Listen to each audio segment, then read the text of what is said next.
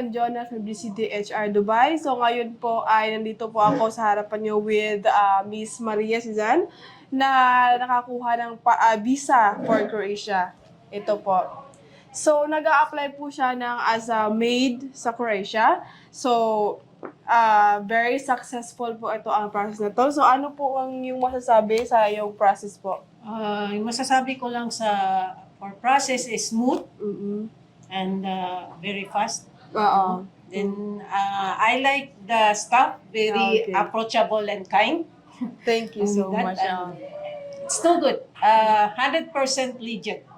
If you want to apply to Europe, come to GCD. Thank you so much po. Meron ba kayo mga message sa gustong mag-apply sa Europe din or sa staff ng GCD na may nag-a-assist sa'yo para makuha ang yung visa? Oh, ikaw yun. Ako pala. Yes, You ako and, po. Vince also. Yes. And So, also, I recommend this GCD to all my friends.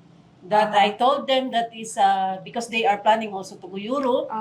So I told them that if you want to apply, come to GCD. It's 100% legit. Thank you so much for that. So everyone, if you want to apply for Europe, just message us or contact us on WhatsApp or just visit our office.